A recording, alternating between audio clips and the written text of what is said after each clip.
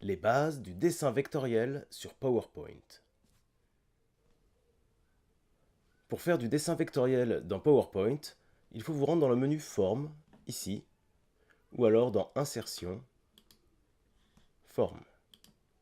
Vous pouvez alors insérer tout un tas de sortes de formes, des rectangles, des carrés, des rectangles coins arrondis, des triangles, ce que vous voulez, des polygones, des smileys, un petit peu tout. Vous voyez, on peut mettre un rectangle comme ça, c'est très facile. On peut rajouter un cercle. Et une fois qu'on a mis une forme, on peut encore modifier ses dimensions comme on le désire, changer la couleur de remplissage, changer la couleur de trait, changer l'épaisseur du trait, le type de trait, etc. Et on peut toujours, bien entendu, modifier la position relative des objets et leurs dimensions. Voilà, ça c'est les bases du dessin. Mais avant d'aller plus loin, on va voir des raccourcis qui sont vraiment indispensables pour travailler rapidement. Le premier raccourci à retenir, c'est la touche Shift. En appuyant sur la touche Shift, quand vous déplacez un objet, vous voyez ici que je déplace un objet, il peut aller n'importe où sur l'écran. Si j'appuie sur la touche Shift, alors l'objet il va garder son alignement horizontal ou alors son alignement vertical par rapport à sa position d'origine. Ça va me permettre de faire des alignements d'objets qui seront très très bons. Le deuxième raccourci qui va être très utile, c'est la touche CTRL. Quand vous appuyez sur la touche CTRL en déplaçant un objet, vous le copiez en même temps. Et vous pouvez le copier à l'infini très rapidement. Vous pouvez même sélectionner plusieurs objets et en appuyant sur CTRL, les dupliquer. Voilà. J'annule mes opérations. Voilà. Vous pouvez aussi combiner les deux raccourcis précédents pour copier un objet en gardant son alignement. Et voilà, et ça nous permet d'avoir ici une belle série d'objets tous identiques, bien alignés. Voilà, vous connaissez maintenant les raccourcis indispensables pour travailler vite en dessin vectoriel sur PowerPoint. Nous allons voir maintenant comment utiliser les outils traits et flèches. Par exemple, on va dessiner le graphique qui est ici, à gauche de l'écran. Alors pour dessiner ce graphique, il faut d'abord tracer des axes, donc c'est très simple. Je prends un trait ou une flèche, je prends un trait, et là j'appuie sur la touche Shift pour qu'il soit vraiment horizontal quand je le trace. Si j'appuie pas sur la touche Shift, je peux lui donner la direction que je veux, mais si j'appuie sur la touche Shift, je peux le garder à l'horizontale. Voilà. Alors si je veux qu'il soit comme celui d'à côté, je le mets en noir. En noir, un petit peu plus épais. Voilà. Je peux aussi modifier la taille, le type de flèche qui est au bout. La taille de l'embout. Alors là, je reprends une flèche triangulaire. Voilà. Je copie cet axe-là en appuyant sur CTRL. Je fais pivoter d'un quart de cercle. Je l'amène ici. Et voilà, j'ai créé déjà la base de mon graphique. Je peux rajouter du texte. Ici, il y aura les ordonnées. Un petit peu gros. Je baisse la taille du texte. Voilà. Je le mets ici. Je le copie avec la touche CTRL, encore une fois. Abscisse. Voilà. Pour créer la graduation, je vais prendre un trait vertical que je vais placer à la base. Ici, vraiment à l'origine. Je le mets en noir, un petit peu plus épais. Voilà. Et je vais le copier. Alors, je veux cette graduation. Je vais le copier 7 fois. Donc, en appuyant sur CTRL-SHIFT. 1, 2, 3, 4, 5, 6 et 7. Et le dernier, voilà, je voudrais qu'il soit là. Maintenant, je vais tous les sélectionner. Et je vais aller dans Réorganiser, Aligner. Et je vais répartir horizontalement. Et voilà, et maintenant ils ont tous le même écart. Et j'ai une belle graduation bien faite. Il suffit maintenant de recopier cette zone de texte ici. Je vais écrire 1 dedans. Voilà. Je la mets ici. Vous voyez qu'elle peut s'aligner. Il y a des alignements automatiques très pratiques sur PowerPoint. CTRL-SHIFT, je la copie. 2. CTRL-SHIFT, je la copie. Alors, je vais la copier.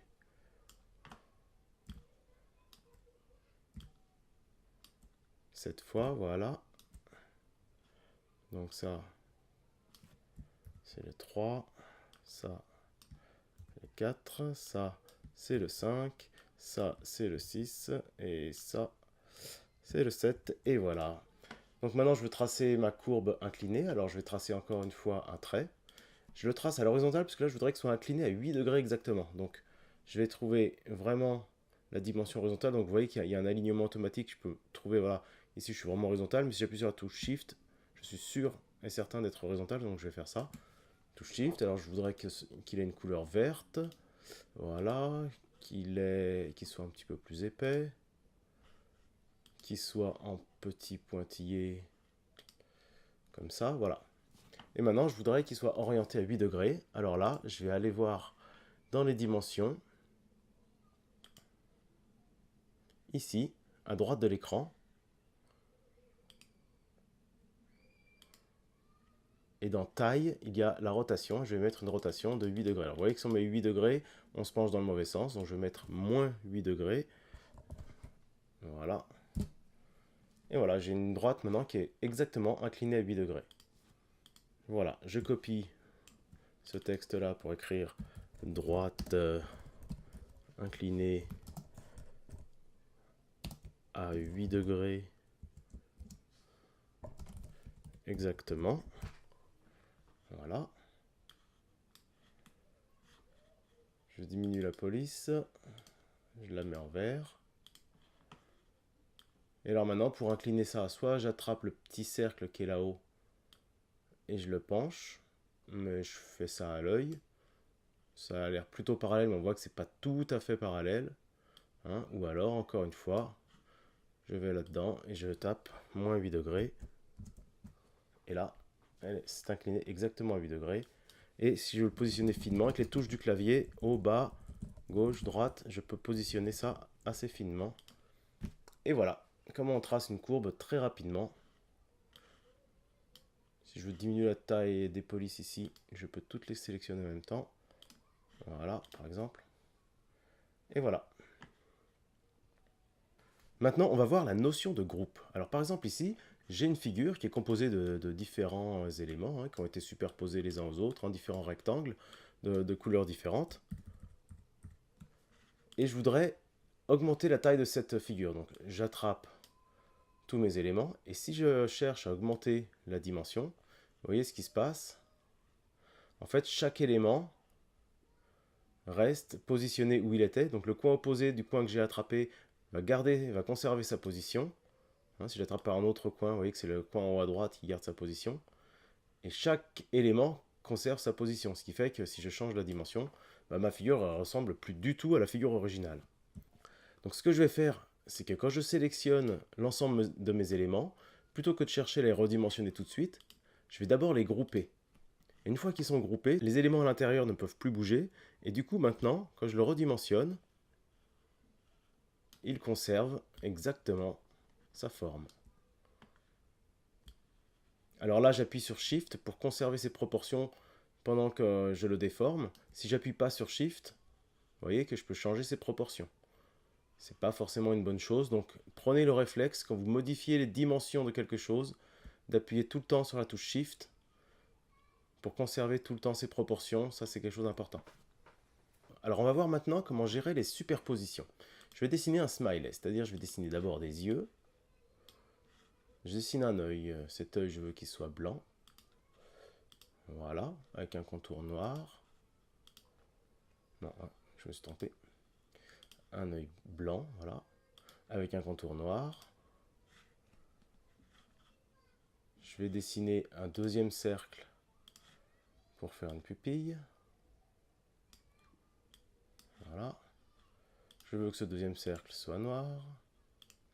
Voilà. Et je le groupe. Voilà, afin de pouvoir conserver les positions que je le redimensionne. Voilà. Je duplique ce cercle pour faire un deuxième œil. Je vais dessiner maintenant la tête du smiley.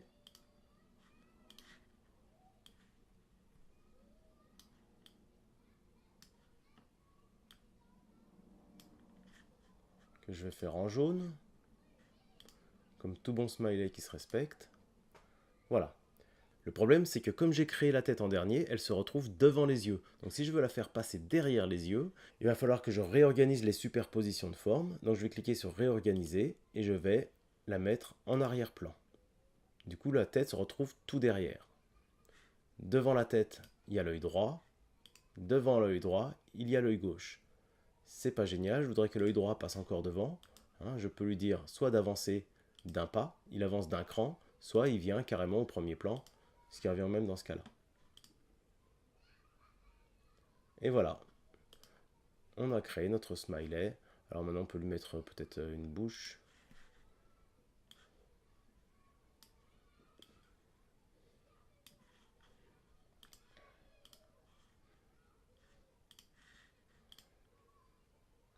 Et voilà.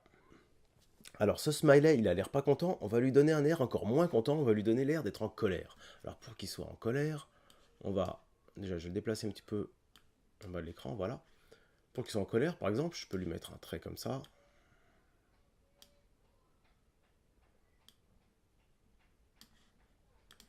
Voilà.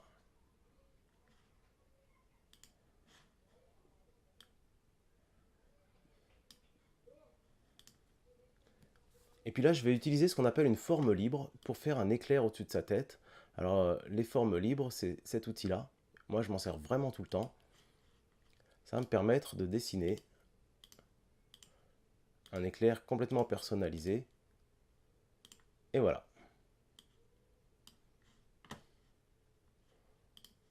Je vais le remplir de noir. Et je vais mettre aucun contour. Et voilà. Et je peux modifier les points en faisant clic droit, modifier les points. Et là, maintenant, je peux modifier cet éclair pour qu'il soit un petit peu plus à ma convenance.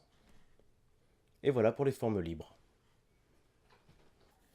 Nous allons voir maintenant des problèmes qu'on pourrait rencontrer quand on voudrait coloriser un objet qu'on a dessiné. Alors par exemple ici, je voudrais dessiner un rectangle en perspective. Donc j'ai commencé par dessiner ici un rectangle. Voilà. Je vais dessiner des lignes de fuite en noir, d'épaisseur 1,5, voilà. Et je vais copier cette ligne de fuite ici, là, et utiliser une forme libre pour boucler ma figure en passant par les extrémités des lignes que j'ai dessinées. Double-clic, noir, épaisseur 1,5, et voilà. J'ai dessiné mon rectangle en perspective. Maintenant, si je veux le mettre en couleur, qu'est-ce qui va se passer? Si je sélectionne ce rectangle-là, je peux, par exemple, lui donner une couleur de fond. Il n'y a pas de souci. Par contre, le reste de l'image, je ne peux pas le colorier parce qu'il ne s'agit que de lignes. Alors une ligne brisée, comme celle que j'ai dessinée avec la forme libre, je peux la remplir, mais voilà comment elle va se remplir. D'accord? Si je change la position des points, voilà ce qui se passe. Voilà. Donc je remets ça en place. Donc je ne peux pas me contenter de ça pour colorier. Donc là, je vais enlever le remplissage. Et ce que je vais faire, donc pour colorier chacune des faces de ce rectangle, je vais dessiner des formes libres. Voilà. Que je vais mettre après en arrière-plan. C'est pas grave si ça déborde un petit peu, parce qu'il y a l'épaisseur du trait qui va masquer un petit peu les défauts. Donc je mets ça en arrière-plan. Et je peux lui donner maintenant la couleur que je veux. Par exemple ici, un bleu un peu pâle. Là, on voit que c'est pas très joli, donc je vais enlever le contour. Et voilà. Donc maintenant, si je veux colorier la face latérale, je prends une forme libre.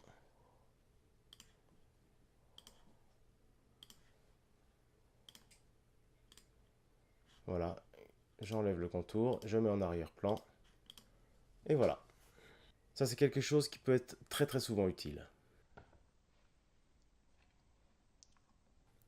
Une difficulté qu'on peut rencontrer avec les lignes, c'est d'aligner complètement une ligne ici noire et foncée avec une autre ligne ici en pointillé.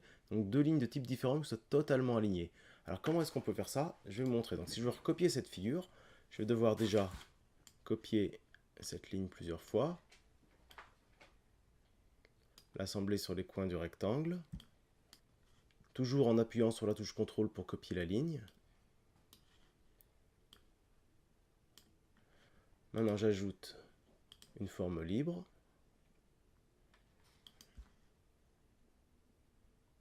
Je maintiens la touche Shift pour avoir toujours des horizontales et des verticales, et voilà. Maintenant, je voudrais que cette portion-là de ligne soit pleine. Alors ce que je vais faire, c'est que je vais copier cette ligne-là en appuyant sur Shift, et je vais la repositionner exactement là d'où elle vient. Voilà, elle va se superposer complètement à l'autre. Et maintenant, je prends son extrémité et en appuyant sur Shift, je la redimensionne jusqu'ici. Et je peux maintenant augmenter son épaisseur, faire une ligne pleine, et voilà le travail.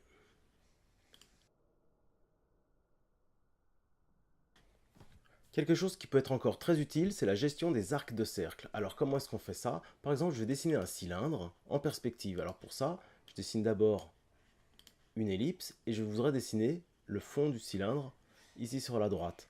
Comment est-ce que je vais m'y prendre? Je vais prendre une ellipse ici, que je vais dessiner un petit peu n'importe où. Et vous voyez que l'ellipse, je peux attraper les petits carrés jaunes ici et les faire bouger pour changer la position des extrémités. Donc je m'arrange pour que l'ellipse fasse presque un tour complet en ayant les deux carrés jaunes dans le même cadran. Et je vais superposer maintenant ces deux figures. Donc je les aligne en haut, en bas, vous voyez le trait rouge ici, aligné à droite, aligné à gauche. Si je mets mon ellipse en couleur rouge ici, on la verra mieux. Voilà. Et maintenant, en appuyant sur la touche Shift, je la décale. Comme ça. Je vais pouvoir tracer un trait ici, un trait là, et je reprends les extrémités de l'ellipse pour les positionner comme ça. Et voilà, j'ai maintenant ici un ensemble de traits que je peux mettre tous rouges par exemple, tous d'épaisseur 3 points. Et voilà, je vais grouper tout ça et j'obtiens un cylindre maintenant que je peux positionner comme je le désire. On peut se servir des arcs de cercle par exemple pour mettre en place des angles sur un schéma. Comme ici, on voudrait indiquer l'angle alpha. Alors on va prendre un arc de cercle, ici. Je vais le mettre un petit peu n'importe où. Je lui fais faire un peu plus de 3/4 de tour. Et voilà, je vais dans les formes, dimensions. Je vais lui donner la même dimension en hauteur et en largeur. Comme ça, j'ai un rond qui est parfaitement rond ici. Et ce rond, je vais le centrer ici. Vous voyez, à l'intersection de la ligne rouge et des lignes noires. Je vais le grandir en appuyant sur CTRL-SHIFT pour qu'il conserve son centre et ses proportions en même temps. Je le positionne ici. Je le positionne ici. Maintenant, je prends les extrémités. J'en mets une là. Une là. Je vais grossir un petit peu le trait. Épaisseur de écart. Je vais mettre à l'extrémité une flèche. Alors c'est pas la bonne extrémité, donc je remets pas de flèche ici et une flèche de ce côté-là. Et voilà, mon angle alpha est bien indiqué ici. Et on a un arc de cercle qui est bien perpendiculaire à la ligne noire ici et qui est bien perpendiculaire à la ligne rouge ici. Je peux faire la même chose ici pour l'angle bêta. Donc je vais recopier cet arc de cercle. Oui, je vais essayer de le centrer. C'est pas évident de le centrer quand il est comme ça, donc je recommence mon opération comme tout à l'heure. Voilà, je le centre. Je le centre bien ici. Maintenant, je peux l'étendre. Voilà, jusque là. Voilà. Maintenant, il est à l'envers. Donc, je vais mettre Pas de flèche sur cette extrémité-là, une flèche sur cette extrémité, et voilà. Un autre outil qui peut être utile, ce sont les connecteurs. Donc les connecteurs, par exemple, si je veux connecter deux rectangles, je copie ce rectangle-là, oui, je le mets ici. Je vais prendre un connecteur comme celui-ci. Et quand je m'approche du rectangle, vous voyez qu'il y a des petits points noirs qui apparaissent. Je clique dessus et en maintenant la souris enfoncée, je peux le fixer sur un autre rectangle. Quand les extrémités sont vertes, c'est que ça veut dire que c'est fixé. Et là maintenant, si je bouge mon rectangle, le lien reste toujours présent. Et ça, c'est hyper pratique pour faire des schémas qu'on risque de bouger un petit peu plus tard parce qu'il y a des modifications à prendre en compte. Un outil encore très utile, c'est l'outil Spline. Alors on va voir comment on dessine une spline et qu'est-ce que c'est. Je voudrais recopier cette courbe. Cette courbe-là, elle paraît assez lisible à l'écran, mais si on la projette avec un vidéoprojecteur, la ligne ici va être trop petite, le texte va être trop petit, on n'arrivera pas bien à le lire. Donc c'est nécessaire de recopier cette courbe. Alors j'ai déjà recopié les axes, je les avais mis en arrière-plan, donc il suffit de reculer ça, de le mettre en arrière-plan. Voilà. Vous voyez que j'ai déjà copié les axes avec du texte plus gros. Ça, on sait faire. Et maintenant, ce que je voudrais, c'est recopier cette courbe-là. Je vais faire ça avec une spline. Et l'outil spline, il est ici. Voilà. Et je vais, ici, cliquer sur les points principaux de la courbe. C'est-à-dire là, le point extrémité, le point d'inflexion ici, le sommet, là, et puis là, la fin de la courbe. Et c'est tout. Hein, on essaie de ne pas trop prendre de points si on veut avoir une courbe qui est jolie à la fin. Donc une fois qu'on a cette courbe-là, je la passe en rouge pour qu'on la voit mieux. Je peux modifier ces points. Clic droit, modifier les points. Et je vais maintenant pouvoir changer les tangentes, par exemple, des points, pour la faire correspondre à la courbe que je voulais copier. Là, on a quelque chose qui est quand même pas trop mal.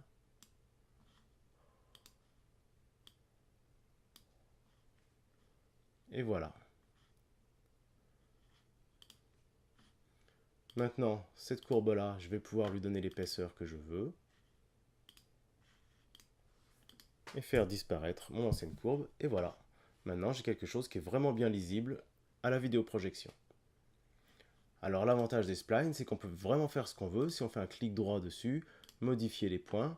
Hein, je peux donc modifier les tangentes, la valeur de la tangente, l'inclinaison de cette tangente. Je peux aussi séparer les deux tangentes. Clic droit, si je dis que ça c'est un point d'angle. Du coup maintenant mes deux tangentes sont indépendantes. En norme et en orientation. Je peux dire que c'est un point symétrique. Donc on a une symétrie sur l'angle, sur l'orientation. Par contre, il n'y a pas de symétrie sur la norme, puisque je peux changer la norme d'un côté sans modifier la norme de l'autre. Et le point lisse, c'est complètement symétrique, à la fois en angle et en norme. Et voilà. Il nous reste un dernier outil à voir qui peut être très très pratique quand on insère des photos, des images dont le fond est pas très joli. Voilà, donc on insère une image. Et cette image, je voudrais poser ici le doigt sur ce clavier, mais là j'ai un fond qui est un petit peu moche qui m'empêche de le faire. Du coup, ce que je vais faire, c'est que je vais la détourer. Alors comment ça se passe? Il y a un outil ici, retirer l'arrière-plan. Je clique dessus. Voilà. Il faut que le cadre entoure tout ce que je veux conserver. C'est assez automatique, sauf que voilà, il y a des choses qui ne se passent pas comme on voudrait. Ici, il a gardé une zone. Et ben, il suffit que je lui dise ça, je ne veux pas le prendre, donc j'ai un petit moins. Ici, j'ai un petit moins, ça, je ne veux pas le prendre. Ça, par contre, le bras, je voulais le garder. Donc ça, c'est du plus. Ce bras, je voulais le garder. Ça, c'est du plus. Ici, ça, je voulais pas le prendre, le petit bout qui dépasse, c'est du moins. Je remets une limite ici. Et voilà. Il n'y a plus qu'à cliquer à côté de l'image. Et c'est terminé. Et pour que ce soit un petit peu plus naturel, je voulais rajouter une ombre. Donc cette image, je rajoute une ombre. Et voilà, ça a l'air un petit peu plus naturel comme ça. Et voilà, avec tous les outils qu'on vient de voir maintenant, vous êtes capable de faire un PowerPoint avec des outils, des graphiques, des schémas, des illustrations très claires et dans un temps très bref.